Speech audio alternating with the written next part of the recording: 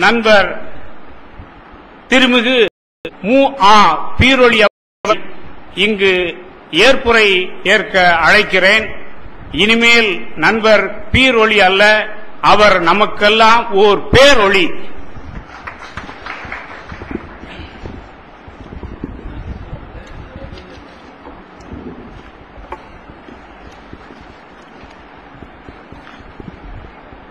எல்லா புகழும் இறைவனுக்கே.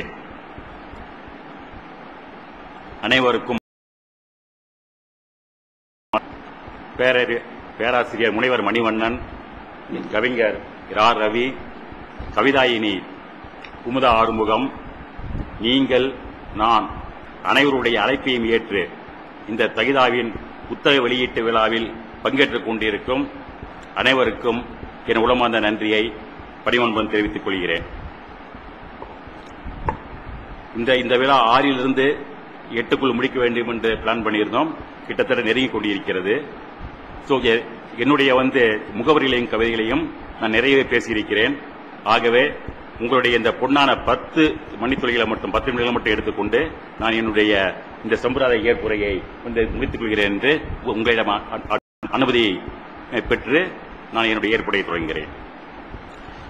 என் பயணத்தை தொடங்கும் முன் இந்த சிறு குழந்தையின் மழலை மொழியினை தங்களின் மிகுந்த வேலைப்பளுவிற்கிடையில் அக்கறையுடன் செவியுற்று அணிந்திரை வழங்கி சிறப்பித்த தமிழ் இலக்கிய பணியின் சிகரத்தில் வசித்துக் கொண்டிருக்கும் மதிப்பிற்கும் மரியாதைக்கும் உரிய எனது பேராசிரியர் கலைமாமணி உயர் திரு சாலமன் பாப்பையா அவர்களுக்கும், மதிப்பிற்கும் மரியாதைக்கும் உரிய பேராசிரியர் கலைமாமணி உயர் திரு ஞானசம்மதன் அவர்களுக்கும் எனது நன்றி உணர்வுகளை பணிவன்புடன் சமர்ப்பித்து தொடர்கிறேன்.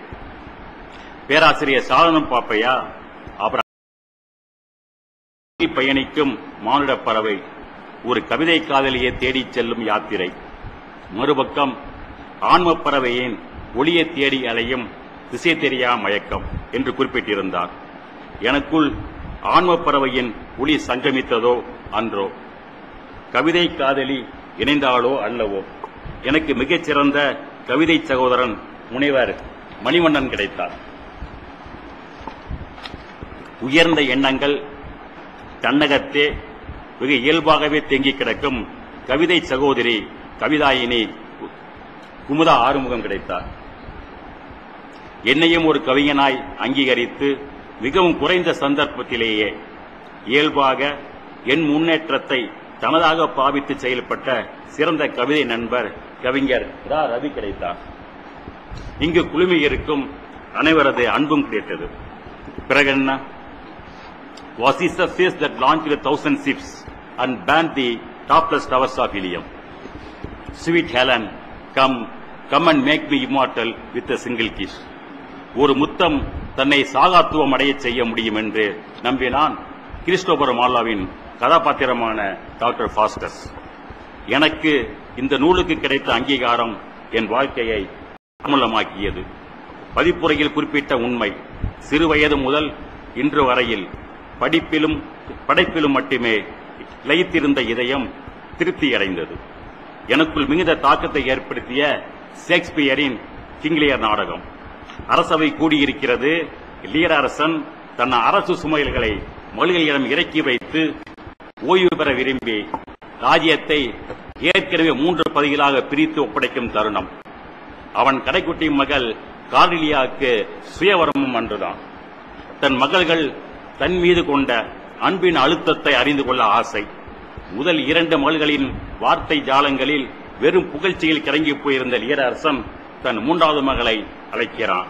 My last but not the least, come and speak thy heart to draw a more art part than your sisters. Cordelia வருகிறாள், கூறுகிறாள் நத்திங். அரசன் அதிர்ந்து போய் கேட்கிறான், நத்திங். கார்டிலியாவின் பதில், nothing my lord, I cannot give my heart and my mouth. தன் மகள் தன் தந்தை மீது எந்த அளவு அன்பு கொள்ள முடியுமோ அதில் குறைவும் இல்லை, மிகையும் இல்லை. என் சகோதரிகள் மாதிரி வார்த்தை அலங்காரங்கள் எனக்கு தெரியாது. அன்பு முழுமையும் உங்களுக்கு அர்ப்பணித்து விட்டு தங்கள் கணவன்மார்களுக்கு என்ன செய்வார்கள்? உண்மையை அறிந்து கொள்ள ஆசைப்பட்ட அரசனால் உண்மையை புரிந்து கொள்ள முடியவில்லை. நிஜத்தை ஏற்றுக்கொள்ள மறுத்து தன்னை இழந்து தன் ராஜ்யத்தையும் இழந்தான்.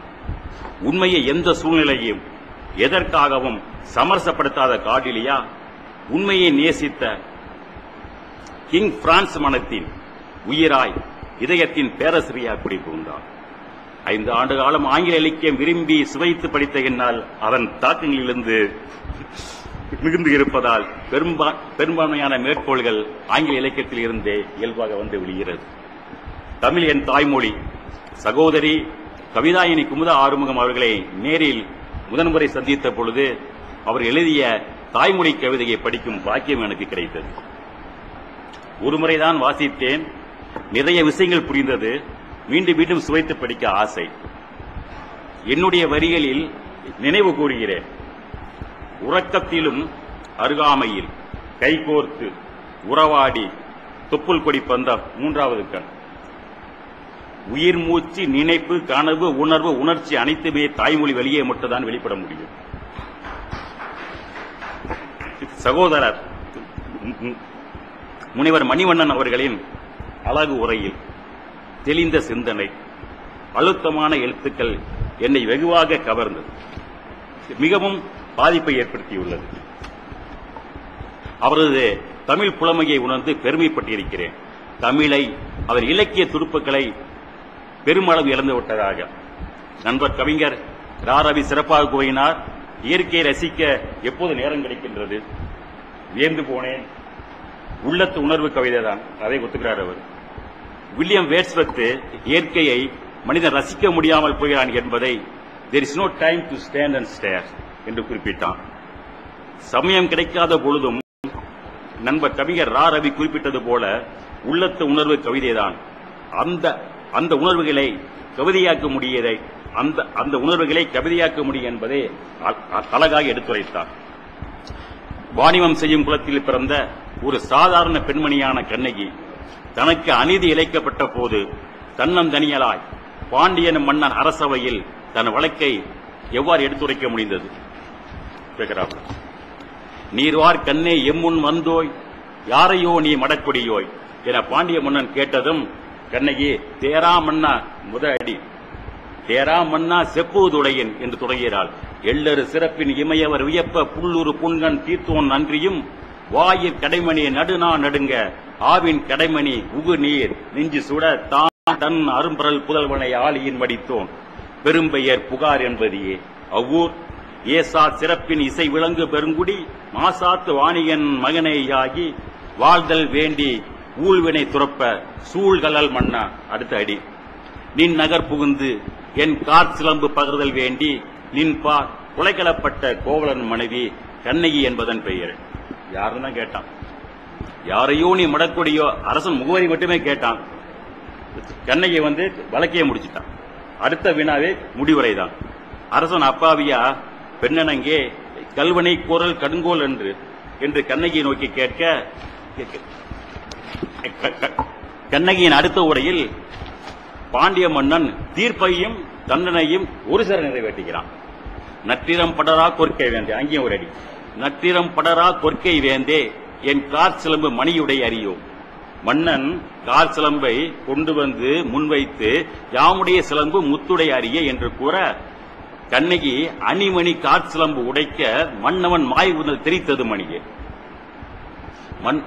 மன்னன் மண்பதை காக்கும் தென்புலங்காவல் என் முதற் பிழைத்தது கெடுகவன் ஆயில் என மன்னன் மயங்கி வீழ்ந்தான். உணர்வுகளை உள்வாங்கி அறிந்து புரிந்து கொள்ளும் பட்சத்தில் இயல்பாக வெளிப்படுத்த முடியும் என்ற கவிஞர் ரவியின் கூற்று முழுமையான உண்மை என்பது இங்கு அறியப்படுகிறது. என் நன்றி கொன்றார்க்கும் உய்விண்டாம் உய்வில்லை செய் நன்றி கொன்ற மகற்கு. இந்த நூல் வெளியீட்டு விழாவை இத்துணை சிறப்பாக்கி கொடுத்த என் மூத்த சகோதரி திருமதி பூரம்பேவி அவர்களுக்கு என் இதயபூர்வமான நன்றியை தெரிவித்து சகோதரி கவிதாயினி குமுதா ஆறுமுகம் அவர்களை என் சார்பாக இந்த பொன்னாடையை அணிவிக்கும்படி வேண்டி விரும்பி கேட்டுக்கொள்கிறேன். இது மிக சிறப்பாக இருக்கும்.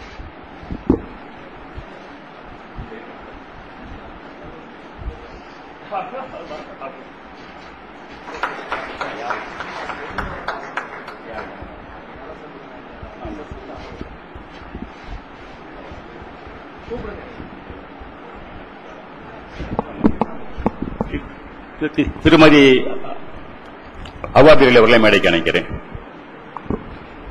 திருமதி அமுத ஆனந்தம் அவர்கள் அவருக்கு பொன்னாடை பொறுத்து விளைகிறார்கள்.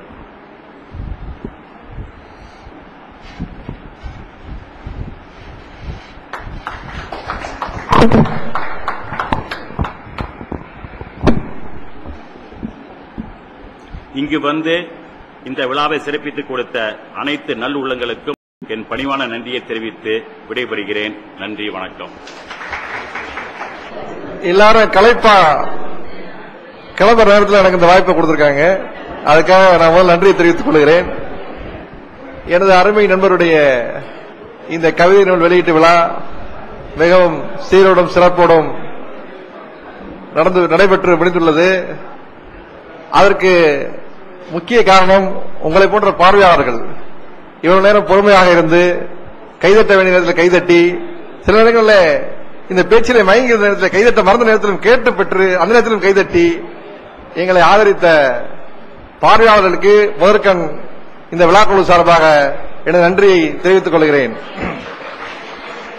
அடுத்தபடியாக என் நண்பர் பிரசவித்த குழந்தையை வளர்த்து ஆளாக்கி நல்ல முறையில் இன்றைக்கு கொண்டு வந்து இந்த மேடையில் நிறுத்திருக்கக்கூடிய தகிதா பதிப்பகத்தினுடைய கோவையைச் சேர்ந்த தகிதா பதிப்பகத்தினுடைய பதிப்பாளர் பேராசிரியர் சகோதரர் மணிவண்ணன் அவர்களுக்கு இந்த நேரத்தில் விழாக்குழு சார்பாக நன்றியை தெரிவித்துக் கொள்கிறேன். அடுத்தபடியாக தான் வர முடியாவிட்டாலும் தனது துணைவியாரை அனுப்பி இந்த நிகழ்ச்சியை சிறப்பு செய்த நகைச்சுவை பேச்சாளர் கலைமாமணி பேராசிரியர் ஐயா அவர்களுக்கு இந்த நேரத்தில் இந்த நன்றியை பதிவு செய்ய விரும்புகிறேன். அடுத்தபடியாக இந்த விழாவின் முத்தாய்ப்பாக நீண்ட நேரம் இந்த கவிதை நூலை பற்றி ஆய்வு செய்து சிறப்பாக ஒரு உரையை நிகழ்த்திய கவிதாயினி எங்களுடைய அருமை ரயில்வே ஓய்வு பெற்ற ரயில்வே ஊழியர் துணைவியார் அவர்களுக்கு இந்த நேரத்தில் விழாக்குழு சார்பாக நன்றியை தெரிவித்துக் கொள்கிறேன். அவரை விட முடியுமா? அவர் என்னுடைய உறவினர். 3 வரிகளை முத்தாய்ப்பாக விஷயங்களை எடுத்து வைத்து அதேபோல ஆரம்பத்திலிருந்தே இந்த கவிதை நூலுக்கு தன்னுடைய ஆதரவு கருத்தை நீட்டி இணையதளம், அவருடைய சொந்த இணையதளம் போன்றவற்றெல்லாம் விளம்பரப்படுத்தி ஆதரவு அளித்து இங்கும் நேரடியாக வருகை புரிந்து சிறப்பித்த ஹைக்கூ கவிஞர் எனது உறவினர் அவர்களுக்கு எனது நன்றியை தெரிவித்துக் கொள்கிறேன். அடுத்தபடியாக இந்த விழாவினை சீரும் சிறப்புமாக நடத்தி கொடுத்த அருமை நண்பர் விருதுநகர் ரயில்வே ஊழியர் அவருக்கும் இந்த நேரத்தில் நன்றியை தெரிவித்துக் கொள்கிறேன். மிகச்சிறப்பாக இந்த நிகழ்ச்சியை தொகுத்து வழங்கினார். மிகச்சிறப்பு, அதில் குறைய சொல்ல முடியாது. அவருக்கு மிக்க நன்றி.